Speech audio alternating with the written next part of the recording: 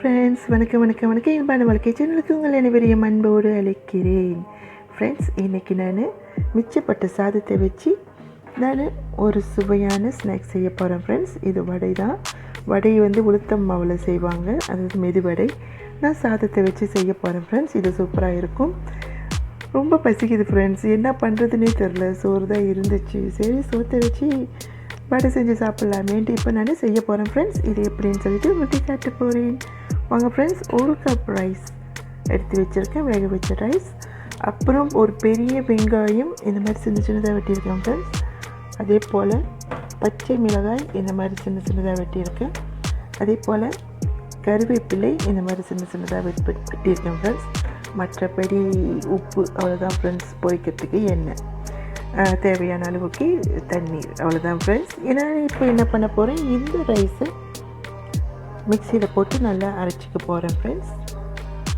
சில பிளெண்டரில் நம்ம நீர் சேர்த்துக்கலைன்னா அது அரையாது ஃப்ரெண்ட்ஸ். நான் ஒரு 3 ஸ்பூன் அளவுக்கு, ஆனால் டேபிள் ஸ்பூன் தான் யூஸ் பண்ணுறேன், ஆனால் 3 ஸ்பூன் அளவுக்கு நான் நீர் ஊற்றியிருக்கேன் ஃப்ரெண்ட்ஸ். அதிகமாக ஊற்றக்கூடாது. நான் இப்போ இதை அரைச்சி எடுத்துக்கிறேன். பாருங்கள் ஃப்ரெண்ட்ஸ், நான் நல்லா நைஸாக அரைச்சிக்கிட்டேன். இந்த மாதிரி அரைச்சி எடுத்துக்கலாம். நான் இப்போ இதை எடுத்து நான் இந்த மாதிரி பாத்திரத்தில் சேர்த்துக்கிறேன் ஃப்ரெண்ட்ஸ். அடுத்ததாக வெட்டி வைத்த பச்சை மிளகாய், அப்புறம் வெங்காயம், அப்புறம் கருவேப்பிலை. நான் உங்கள்கிட்ட ஒன்று சொல்ல மறந்துட்டேன் ஃப்ரெண்ட்ஸ். அரிசி மாவு சிறிதளவுக்கு நம்ம வடை என்ன பதத்துக்கு நம்ம பிசையுமோ அந்த அளவுக்கு நம்ம கொஞ்சம் கொஞ்சமாக போட்டு பிசைஞ்சிக்கலாம் ஃப்ரெண்ட்ஸ். தேவையான அளவுக்கு உப்பு. இது நல்லா நான் மிக்ஸ் பண்ணிக்கிறேன் ஃப்ரெண்ட்ஸ்.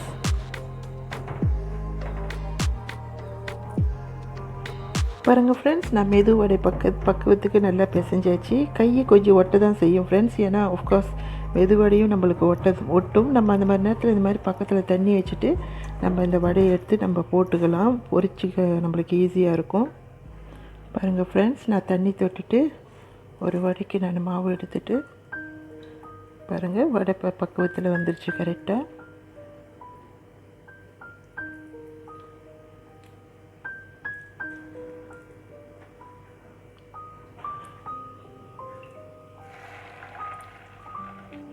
நான் எல்லாத்தையும் இதே மாதிரி செஞ்சு போட்டுக்கிறேன் ஃப்ரெண்ட்ஸ். இது நல்லா பொரிஞ்சு வரட்டும். இந்த வடை நல்லா முருகலாக இருக்கும் ஃப்ரெண்ட்ஸ், அருமையாக இருக்கும். அடுப்பு மீடியம் சைஸ்லேயே வச்சுக்கலாம் ஃப்ரெண்ட்ஸ். பொரிஞ்சு வர நம்ம 2 பக்கமும் திருப்பி விட்டுக்கலாம் ஃப்ரெண்ட்ஸ். அப்போ தான் நம்ம 2 பக்கமும் நல்லா முழுமையாக வேகும்.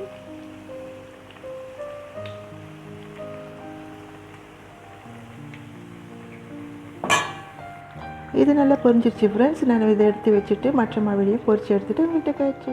பாருங்கள் ஃப்ரெண்ட்ஸ், இது பார்க்க மட்டும் இல்லை, சாப்பிடவும் செம்மையாக இருக்கும் ஃப்ரெண்ட்ஸ். நல்லா முருகலாக உள்ளுக்கு சாஃப்டாக இருக்கும் ஃப்ரெண்ட்ஸ்.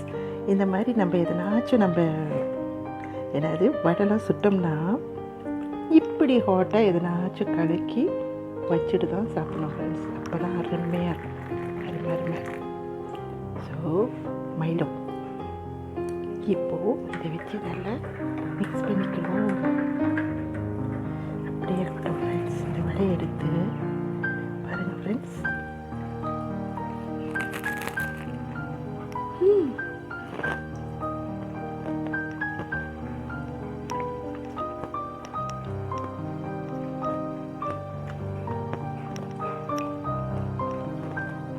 செம்மையாக இருக்கும் ஃப்ரெண்ட்ஸ். நீங்களும் ட்ரை பண்ணுங்கள் ஃப்ரெண்ட்ஸ். இந்த வடை உங்களுக்கு பிடிச்சிருந்துச்சுன்னா நீங்கள் உங்கள் வீட்டில் செஞ்சு உங்கள் வீட்டில் உள்ளவங்களுக்கு கொடுத்து ரசித்துங்க. தங்கு ஸ்லிப் ஆகுது ஃப்ரெண்ட்ஸ் சாப்பிட்டுட்டு இருக்கல. இந்த வீடியோ உங்களுக்கு பிடிச்சிருந்துச்சுன்னா சேனலை சப்ஸ்கிரைப் பண்ணுங்கள். மறந்துடாமல் பெல் ஐக்கான் தட்டிட்டு ஆல் வச்சுக்கோங்க ஃப்ரெண்ட்ஸ். அப்போ தான் நான் போடுற ஒவ்வொரு நோட்டிஃபிகேஷனும் ஒவ்வொரு சமையலும் நோட்டிஃபிகேஷனில் வரும். ஐயோ சொதப்புது. Thank you for watching friends. Thank you. Bye bye.